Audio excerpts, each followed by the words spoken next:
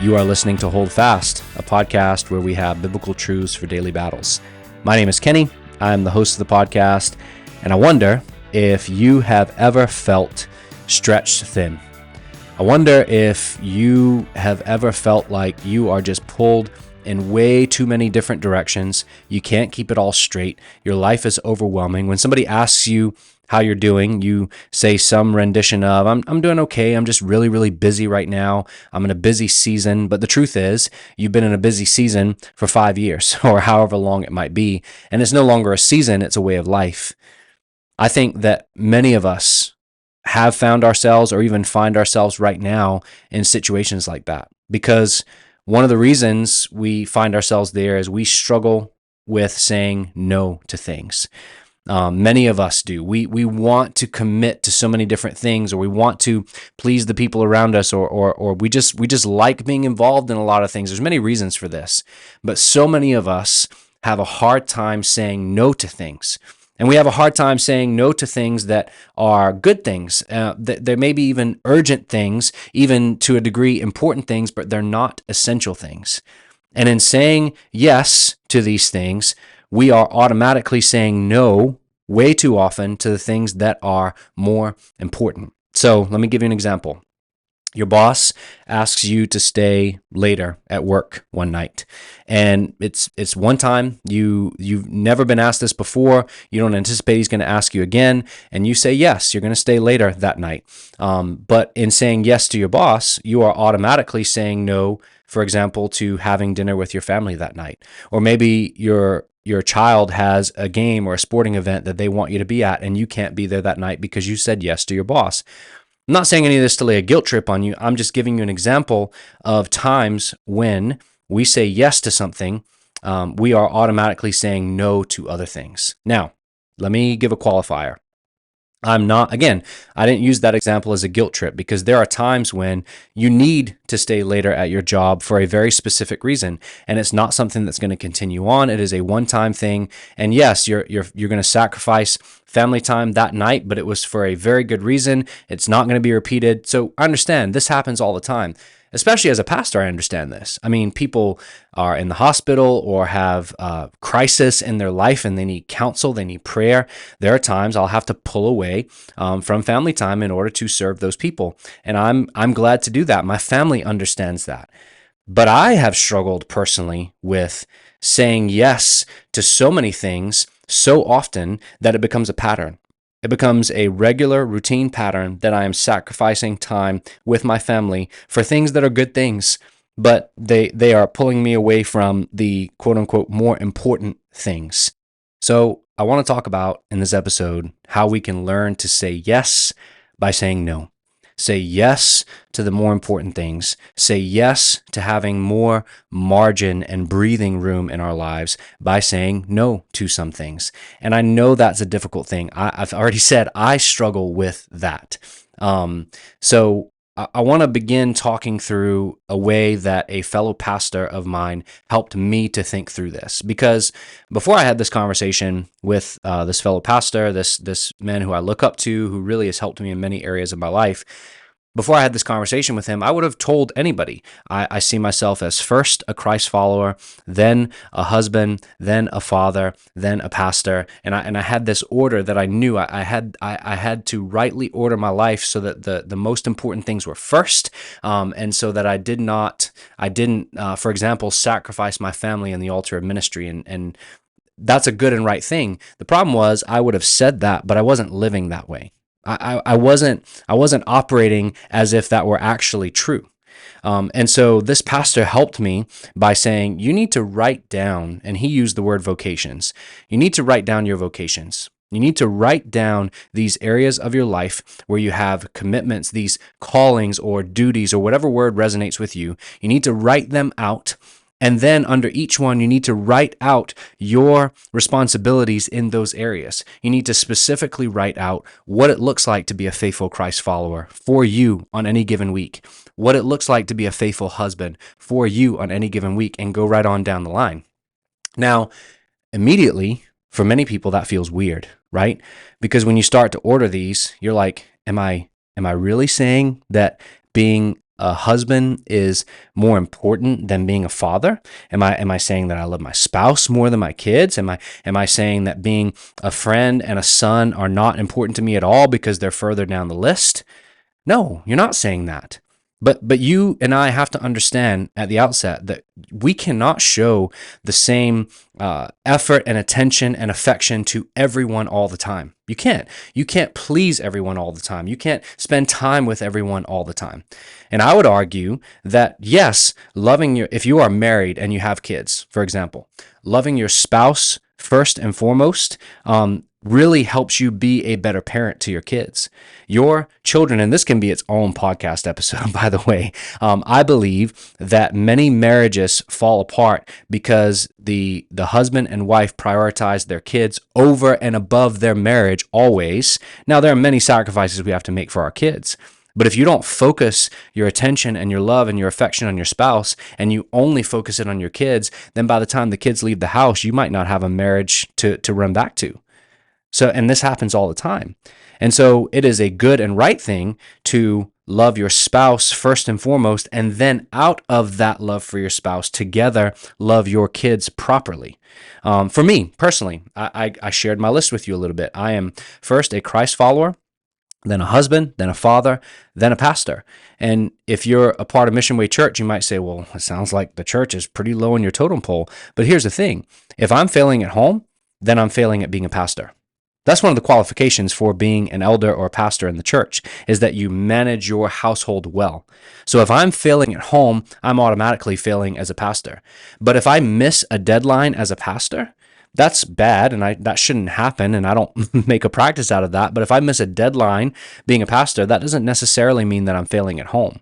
And so in that sense, being a husband and a father is a greater calling in that way. I think Scripture orders it this way. Scripture tells me to love my wife as Christ has loved the church. It doesn't tell me to love my kids in that exact same way. It doesn't tell me to love my church family in that exact same way. I am to love my kids, and I am to love and lead and serve my church family.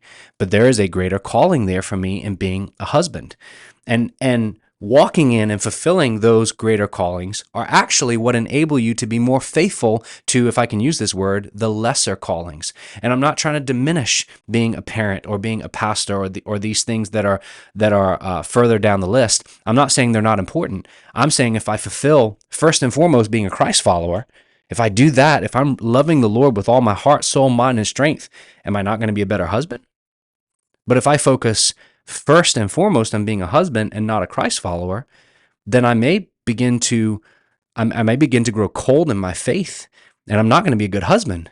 I'm not going to be as good of a husband as I should be, right? So we have to fulfill the greater callings first, and then the lesser callings will fall into their rightful place, and you won't be as overwhelmed.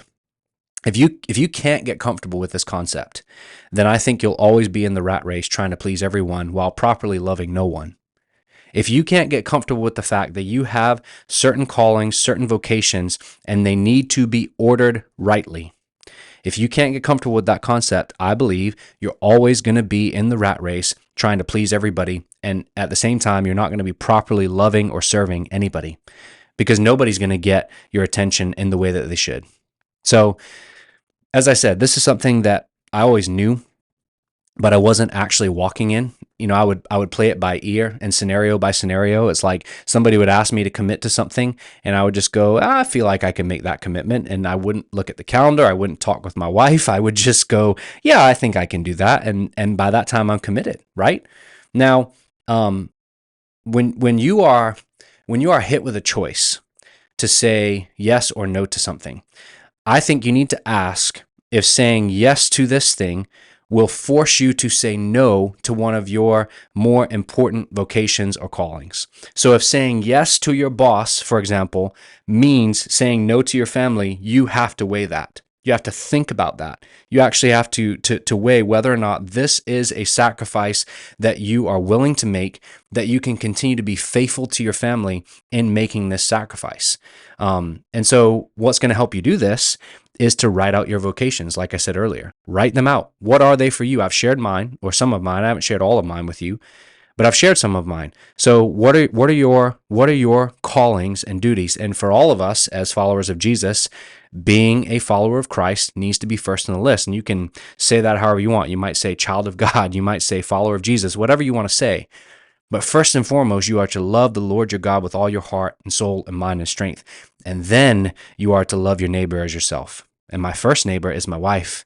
My second neighbor is my kids, and so on and so on. So what are they for you? Write them out. And then once you write them out, spend some time really thinking and praying about this, by the way. Don't just do it as a reflex. Like I wrote mine out and I've morphed and changed them slightly over time. But write them out. And then under each one, write out your goals and dreams for each of them. Write out, so here's what I've done. Under Christ follower, I have written out what I believe it looks like for me to be a faithful Christ follower on any given week. That I'm in the Word and praying, that whatever that looks like for you, right? So for my family, it means that I'm making a commitment to the majority of evenings every week. I'm at the dinner table with them. There are times when I'm not able to be at the dinner table with them, but I want that to be rare. I don't want that to be the norm. So write out your specifics. What are they? So when you're faced with a decision to say yes or no, you can think back to your list. Sometimes I pull up my list. You can think back to it and go, what am I sacrificing here? By saying yes to this thing, what am I giving up? And am I willing to make that trade right here and now? And again, sometimes sacrificing your family time or time with your spouse, sometimes it is necessary. Like if your boss tells you that you're going to be fired if you don't stay late that one evening, then you probably need to give up dinner with your family, because if you get fired from your job, you can't provide for your family, right? But again, this helps you think through this, because it's like if your boss gives you this choice, you're fired if you don't do this, you go, well, I'm not even ultimately trying to please my boss here, but if I'm fired, I can't provide for my family, and I need to be able to do that. So yeah, I'm going to say yes to this, even though it means sacrificing dinner with them tonight. Which is another point that I want to come to in this. And this may be just for me. I don't know. This might just be for me, but I don't think it is. You actually have to think before you answer. This has been key for me. You need time to think before you respond to whether or not you're going to commit to something. Not always. I mean, some of them are really simple, right? I mean, if somebody asks me to meet throughout the week when I'm already going to be at church and in the office, and I look at my calendar and my calendar's clear, that's a quick and easy decision. But if somebody asks me to meet on a Saturday, I need time to think. I need to know what's my family's schedule. Have I loved my wife and children well this week, so that they're not gonna feel neglected by me giving up some time with them on Saturday? I mean, you have to think before you answer. And again, I am in no way preaching to anybody on this, because this is a big struggle for me. It has been for much of my life. I'm just sharing with you some of the things that I've learned and had to think through over the years. Another point that I had to learn is you can't say yes just because the calendar is clear. This has gotten me into trouble a lot of times. Somebody says, hey, can you do this thing on Friday night? And I'll go, yeah, I'll do that thing on Friday night because the calendar is clear. But what I didn't do is look at Thursday and Saturday and realize that Thursday and Saturday are also taken up. So now I'm away from home for 3 straight nights rather than 2 nights with a night in between where I'm with them. I hope this begins to make sense. You can't just say, well, yeah, this particular time on my calendar is clear. You have to have space on your calendar to give you breathing room and margin in order to love the people around you better. This is where a lot of people go, I'm busy all the time, because anytime there's a free space on their calendar, they think, I can commit to something here. I can do something here. You're asked to join a team at the church. You're asked to your kid asks you to join this certain team or extracurricular activity, and you're like, well, we have the time. We might as well do it. Well, maybe not. Maybe you do really have the time and the margin for it, but maybe you don't. Maybe in committing to this, you're going to put yourself in a position where you never have time to rest and relax and enjoy being together as a family. We have to create breathing room and margin on our schedules. We need to be able to look at the week ahead of us, and ask, what needs to change for me to be more faithful to my vocations? So my pastor friend helped me again with this. He said, I was planning to meet with you this week, and I had to look at my calendar. And when I did, I realized that meeting with you meant that I was going to sacrifice this other thing that is more important that I commit to. And so there have been times when he's called me and said, hey, we need to reschedule because something's come up within my church that I need to commit to. Something's come up within my family that I need to commit to. We got to be willing to do that. Don't just say, well, it's on the calendar and nothing can be changed. People understand. If somebody doesn't understand that, hey, my family really needs me, or my church or my job or whatever it is really needs me, and I'm going to have to reschedule, then that needs to be on them and not on you. You need to prioritize the things that are most important in your life. And you need to reevaluate your vocations from time to time. You need to reevaluate the details that you've put underneath your vocations from time to time. There may come a time in my life where I don't have to have the exact same principles for how I spend my week with my family as I do now with 2 young children. As they become teenagers, especially as they move out of the home, things are going to change. So reevaluate them from time to time. Let me give you another example that I've helped several people think through before. Let's say you're working at a job that you're committed to and a better job comes along. You don't want to quit your job because you don't want to disappoint the people at your job, but this new job will be more money. It will be more time with your family. It will be more mental and emotional or less mental and emotional stress, and everything is just better.